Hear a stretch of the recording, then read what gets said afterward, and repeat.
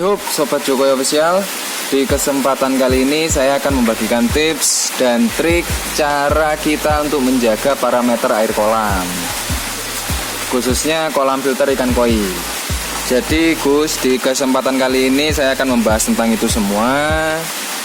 Dan sebelum kita lanjut ke kontennya, yang pertama adalah saya selalu menanyakan kabar kalian gimana Gus. Semoga kabar kalian selalu sehat-sehat, sehat secara jasmani dan sehat secara rohani. Dan yang pastinya semoga selalu dilancarkan rezekinya, amin. Oke Gus, jadi kita kembali ke kontennya. Gus, bagaimana sih ini cara kita menjaga parameter air kolam? Apakah penting kita untuk menjaga semua itu? Jawaban saya adalah penting. Kenapa? Karena gini Gus, kalau parameter air kolam bagus, insya Allah ikan kita sehat-sehat saja.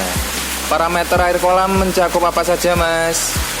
Mencakup pH yang sering saya bicarakan, lalu TDS, lalu ada juga oksigen terlarut atau yang biasa disebut DO, disolved oksigen kalau saya nggak salah ya. Kalau salah diperbaiki, ditulis di kolom komentar.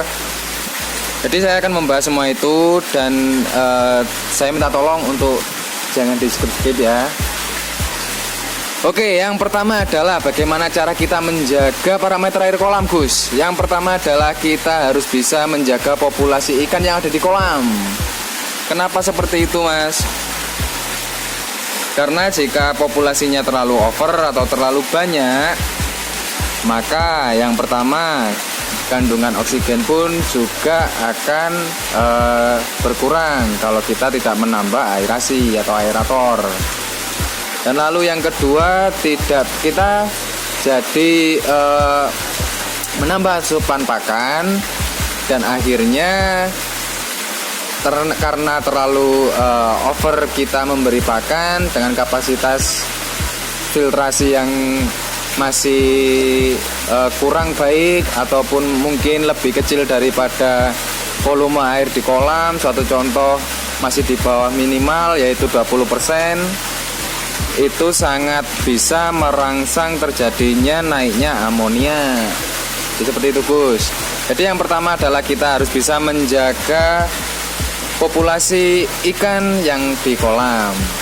Jadi untuk kapasitas suatu contoh 2 meter kali 1 meter kolam ini ya, lalu tingginya 1,5, itu kita patok maksimalnya. Jika kita merawat ikan koi di ukuran 25-30, itu kasih saja 20 ekor sudah pas. 20 sampai dengan 30 ekor itu sudah pas sekali, jangan ditambah-tambah lagi. Itu yang pertama. Lalu yang kedua adalah yang kedua, kita harus bisa menjaga pola makan seperti yang sering saya bicarakan. Jadi kalau kita memberi pakan, jangan sampai kita untuk overfeeding Gus. Dikarenakan apa? Karena ketika kita memberi pakannya kita terlalu banyak atau overfeeding, pakan yang tidak dimakan sama ikan koi akan lama-kelamaan akan hancur. Ataupun juga semisal ini dimakan semua sama ikan koinya, ikan koi juga akan banyak mengeluarkan kotoran atau feces itu sendiri. Kalau sudah seperti itu, maka itu juga akan memicu yang namanya amonia. Jadi seperti itu ya Gus. Itu yang kedua, kita juga harus bisa menjaga pola makan. Lalu yang ketiga adalah kita harus tahu nih Gus, ini gimana kondisi kolamnya. Apakah kandungan oksigennya bagus? Itu dengan cara kita melihat ketika waktu malam hari Gus. Suatu contoh, ketika malam hari ternyata ikannya ini naik ke permukaan, atau mungkin kalau ada waterfall, mereka ngumpul di waterfall, itu menandakan bahwasanya ikan yang ada di kolam itu kekurangan oksigen. Dan bisa disimpulkan berarti oksigen yang terkandung dalam air kolam itu masih kurang. Dan untuk penanganannya bagaimana Mas? Kita bisa menambahkan aerator. Seperti itu ya Gus. Yang ketiga dan yang keempat ini sebenarnya simple, sederhana, tapi kita juga harus tahu, yaitu apa? Pertumbuhan lumut. Pertumbuhan lumut itu sebenarnya baik. Pertumbuhan lumut di kolam itu sebenarnya sangat baik. Karena apa? Itu menandakan bahwasannya air yang ada di kolam itu sudah matur dan bisa berguna untuk camilan Gus. Jadi ikan koi ini juga semisal nih pakannya kita telat sehari atau 2 hari, mereka akan makan lumut-lumut yang ada pada dinding. Seperti itu. Tapi jika lumutnya terlalu berlebihan, itu juga akan berdampak pada oksigen terlarut yang ada di kolam. Karena apa? Karena di waktu malam hari lumut mengkonsumsi oksigen yang ada di kolam. Jadi jika lumut itu berlebihan, itu juga kurang baik ya Gus. Jadi seperti itu. Itu tadi yang keberapa? Yang keempat. Lalu yang kelima adalah seringkali saya bicarakan, kita harus rutin backwash atau kita membersihkan chamber dan filter itu secara periodik. Dalam artian gini Gus, kalau semisal ini kita telat backwash, kan amoniaknya sudah numpuk, lalu ketika kita lupa backwash, amoniaknya bisa naik lagi, keputer lagi, itu kan berbahaya. Dan yang ini untuk penanggulangannya itu kita bisa caranya semisal sistem tarik nih Gus. Sistem tarik kan chamber pertama berarti setelah masuk dari kolam ya. Jadi seperti ini contohnya, saya kasih contoh dulu. Seperti ini adalah sistem tarik kolam ini, dan chamber pertamanya ada di sini yang ada media filternya. Jadi air masuk dari kolam melalui sini. Ini adalah chamber pertama. Jadi yang rutin-rutin untuk dibersihkan adalah chamber pertama. Di sini.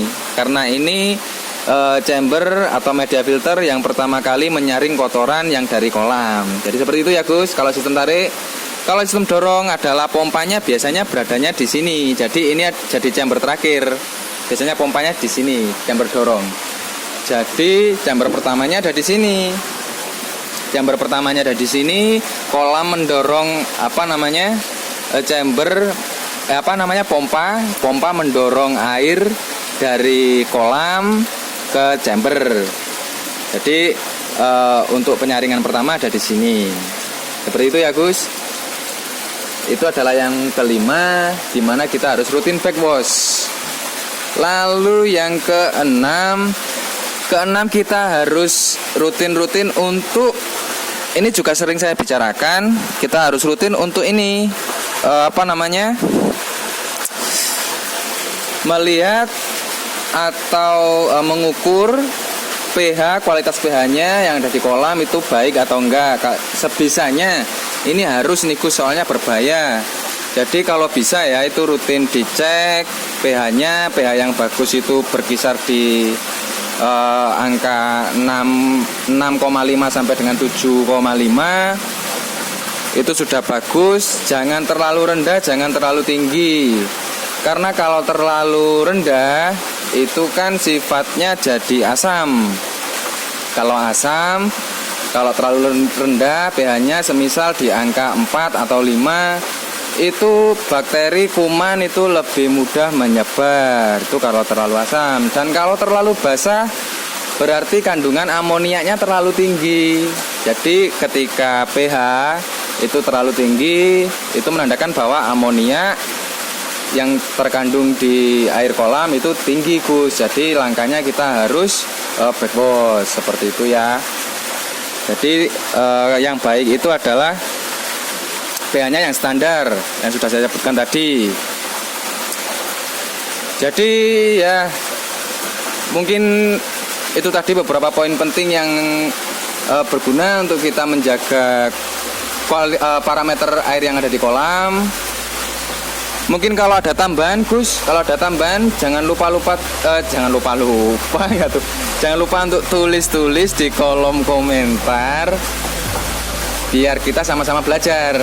Ketika ada orang yang belum tahu ya kita kasih tahu informasinya, atau mungkin saya yang belum tahu bisa dikasih tahu informasi lebihnya, bisa tulis di kolom komentar.